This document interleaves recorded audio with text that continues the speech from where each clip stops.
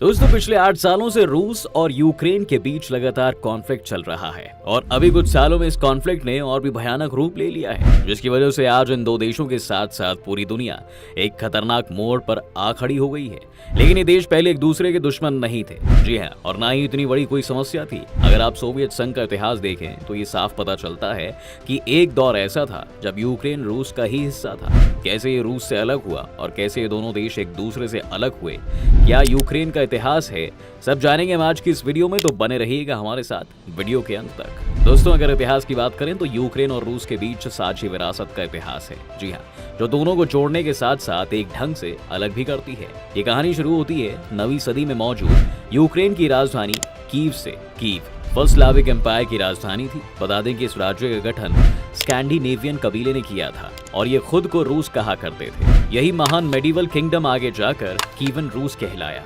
आपको जानकर हैरानी होगी कि रूस और यूक्रेन दोनों का जन्म इसी महान साम्राज्य से हुआ है। इस एम्पायर में ऑर्थोडॉक्स क्रिश्चियन धर्म का बोलबाला था। साल 1988 में कीव सम्राट व्लादिमीर फर्स्ट या सेंट व्लादिमीर सेवाटोस्लाविच द ग्रेट ने इस बिलीफ को अपनाया था। व्लादिमीर फर्स्ट ने मेडिवल रशिया किंगडम का विस्तार किया और मौजूदा बेलारूस, रूस और यूक्रेन से लेकर बाल्टिक सागर तक अपना साम्राज्य बना लिया। अब इन क्षेत्र में बोली जाने वाली कई बोलियों से बेलारूसी, यूक्रेनी और रूसी भाषाएं निकली और यही साझी विरासत इन तीनों देशों को सांस्कृतिक रूप से जोड़ती है। जैसे कि हाल ही में व्लादिमीर पुतिन ने घोषणा की थी कि रूसी और यूक्रेन लोग एक हैं। लेकिन एक्सपर्ट्स की माने तो ये सच नहीं है। वो कहते हैं कि दोनों के देशों की उत्पत्ति बेशक ही एक राज्य से हुई हो, पर बीती 9 सदियों में यूक्रेन का परसेप्शन काफी अलग रहा है, क्योंकि यूक्रेन में जो आज हालात हैं उसके जिम्मेदार वहां अलग अलग समय पर राज करने वाले अलग अलग ताकतों ने किए हैं। ऐसे में यूक्रेन को एक क्षेत्र या एक पहचान में बांधने की बजाय एक अलग देश की तरह देखना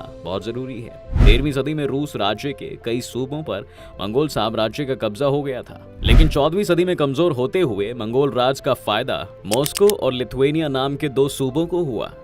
इन दोनों ने रूस को आपस में बांट लिया। अब कीव और इसके आसपास के क्षेत्र पर लिथुएनिया सूबे का कब्जा हुआ। यही लोग यहाँ पर रेनेसा और रिफॉर्मिस्ट आइडियोलॉजी लेकर आए। वेस्टर्न यूक्रेन के एंड गलेशिया कार्पेथियन गलेशिया रीजन पर हैब्सबर्ग साम्राज्य का राज रहा। उस इलाके में अब भी उस काल की सांस्कृतिक विरासत देखी जा सकती है। ऐसी बहुत सी वजहें दोस्तों की पश्चिमी यूक्रेन का इतिहास पूर्वी यूक्रेन से एकदम अलग रहा है। जैसे कि पश्चिमी यूक्रेन में कई लोग रशियन ऑर्थोडॉक्स चर्च के फॉलोअर नहीं हैं, वे ईस्टर्न कैथोलिक चर्च को मानने वाले हैं। ये बिलीफ पोप को अपना आध्यात्मिक गुरु मानती है। इसके अलावा यूक्रेन का क्राइमिया एरिया भी बाकी हिस्सों से काफी अलग है। बता दें कि क्राइमिया का संबंध ग्रीक और तातार लोगों से रहा है और मेडिवल टाइम्स में क्राइमिया रूसी और ऑटोमन साम्राज्य के अधीन भी रहा है। यूक्रेन के लोग इस क्षेत्र को अपना बायां किनारा मानते हैं।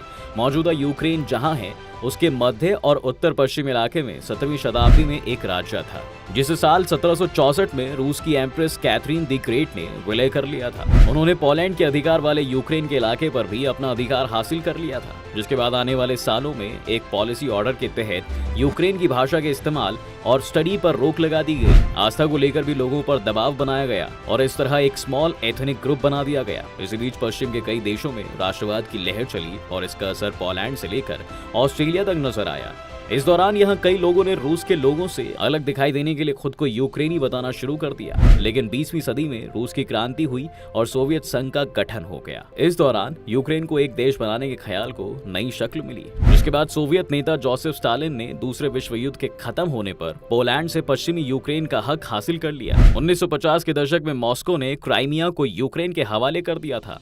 ये सोवियत संघ का ही हिस्सा था। सोवियत सरकार ने यूक्रेन पर और जोरदारी के साथ रूस का इम्पैक्ट थोपने की कोशिश की।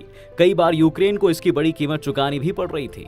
फिर आया 1930 का दशक, जब सोवियत संघ का हिस्सा रहे यूक्रेन के लाखों लोग स्टालिन की ओर से जबरन थोपे गए और अकाल की वजह से मारे गए। इसके बाद स्टालिन ने वहां बड़ी संख्या में सोवियत लोगों को बसाया। इसमें से कई यूक्रेनी भाषा नहीं बोल पाते थे, जिस वजह से इस इलाके में उनके संपर्क और संबंध भी बेहद लिमिटेड रह गए थे और ये कोशिश पूर्वी इलाके को फिर से बनाने की थी। हालांकि सांस्कृतिक रूप से सोवियत संघ कभी यूक्रेन पर आधिपत्य साबित नहीं कर सका। सोवियत संघ के केंद्र की ओर से आर्थिक, राजनीतिक और सैन्य फैसले भले ही थोपे जाते रहे, लेकिन सांस्कृतिक और शिक्षा के क्षेत्र में यूक्रेन के पास एक स्पेशल ऑटोनॉमी थी। दबदबा भले ही रूस भाषा का था, लेकिन प्राइमरी स्कूल में बच्चे यूक्रेनी भाषा सीखते रहे। इस भाषा में कई किताबें छपी। 20वीं सदी के दूसरे हिस्से में यूक्रेनी में शिक्षित लोगों के बीच एक मजबूत राष्ट्रवादी अभियान शुरू हुआ। साल 1991 में सोवियत संघ बिखर गया और साल 1997 में रूस और यूक्रेन के बीच संधि हुई और इसके जरिए यूक्रेन की सीमाओं की अखंडता की पुष्टि हुई। लेकिन देश के अलग अलग इलाकों में कुछ ऐसी खामियां रह गई दोस्तों, जिससे दरारें बनी रही हैं। यूक्रेन के पूर्वी हिस्से में लोगों के रूस के साथ गहरे रिश्ते हैं। यहाँ रहने वाले लोग रूसी भाषा भी बोलते हैं और रूढ़िवादी भी हैं। यूक्रेन के पश्चिमी हिस्से में पश्चिमी देशों का प्रभाव नजर आता है। पोलैंड और हंगरी का असर यहाँ दिखता है। यहाँ रहने वाले कैथोलिक हैं और अपनी भाषा बोलते हैं। दोस्तों आपको बता दें कि 30 साल पहले सोवियत संघ से यूक्रेन आजाद हुआ था, लेकिन देश साल दर साल इंटरनल सेपरेटिज्म से जूझता रहा और इस कगार पर पहुंच गया। अब आइए आपको इस देश के कुछ इंपॉर्टेंट इवेंट्स की तरफ ले चलें। साल 2008 में नाटो ने वादा किया था कि एक दिन यूक्रेन गठबंधन का सदस्य होगा। 2010 में यूक्रेन में हुए राष्ट्रपति चुनावों में यानुकोविच ने राष्ट्रपति पद हासिल किया, जिसके बाद यूक्रेन के काला सागर बंदरगाह में रूसी नौसेना को लीज के बदले में दोनों देशों के बीच गैस मूल्य समझौता हुआ। वहीं साल 2013 में यानुकोविच सरकार ने यूरोपीय यूनियन के साथ बिजनेस नेगोशिएशन पोस्टपोन की और मॉस्को के साथ इकोनॉमिक रिलेशंस बहाल करने का विकल्प चुना। साल 2014 यूक्रेन में हिंसक प्रदर्शन शुरू हो गए। हिंसक विरोध प्रदर्शनों के बाद संसद ने यानुकोविच को पद से हटा दिया गया। डोनबास के पूर्वी क्षेत्र में रूस समर्थित अलगाववादियों ने आजादी की घोषणा की। पश्चिम समर्थित एजेंटों के साथ बिजनेसमैन पेट्रो पोरोशेंको ने राष्ट्रपति चुनाव जीता। इसी साल एम्स्टरडैम से कुआलालंपुर जा रहे एक यात्री विमान MH17EN को मिसाइल से मार गिराया गया। इन्वेस्टिगेटर्स ने रूस पर उंगली उठाई, लेकिन उसने इनकार किया। साल 2017 में यूक्रेन और यूरोपीय यूनियन के बीच एसोसिएशन एग्रीमेंट हुआ और इस वजह से वस्तुओं और सर्विसेज के फ्री ट्रेड के लिए बाजार खुले और वीजा फ्री ट्रैवलिंग मुमकिन हुई। साल 2019 में व्लादिमीर जेलेंस्की ने पोरोशेंको को राष्ट्रपति चुनाव में हराया और पूर्वी यूक्रेन में युद्ध खत्म करने का वादा किया, जिसके बाद साल 2021 में जेलेंस्की ने बाइडेन से अपील की कि वह यूक्रेन को नाटो में शामिल होने दे। लेकिन यूक्रेन में क्रेमलिन समर्थक विपक्षी नेता विक्टर मेडवेडचुक पर जेलेंस्की सरकार ने प्रतिबंध लगाए।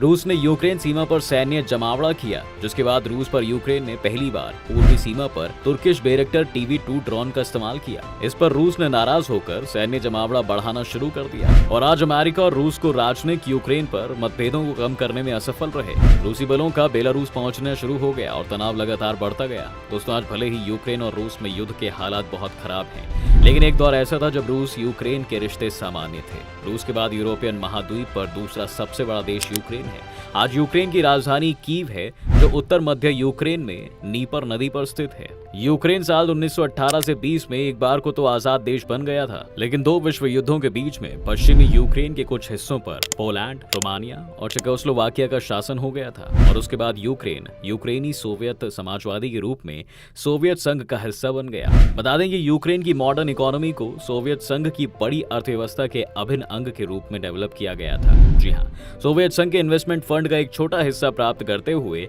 और कम टारगेट प्राइस के साथ माल का एक्सेस रेशियो का प्रोडक्शन करते हुए यूक्रेन इंडस्ट्रियल का एक बड़े हिस्से का प्रोडक्शन करने में सक्षम था। खासतौर से सोवियत इकोनॉमी का एग्रीकल्चर सेक्टर इसकी नेशनल रेवेन्यू का 5वां हिस्सा सोवियत संघ के अन्य हिस्सों खासतौर से रूस और कजाकिस्तान में इकोनॉमिक डेवलपमेंट को फाइनेंस करने में मदद करता है। दोस्तों तो ये रहा यूक्रेन का सारा इतिहास। आपको कैसी लगी हमारी आज की ये वीडियो, हमें कमेंट करके जरूर बताएं। ये वीडियो अगर आपको पसंद आई हो तो वीडियो को लाइक करें और शेयर करें, साथ ही हमारे चैनल को सब्सक्राइब करना भी ध्यान रखें।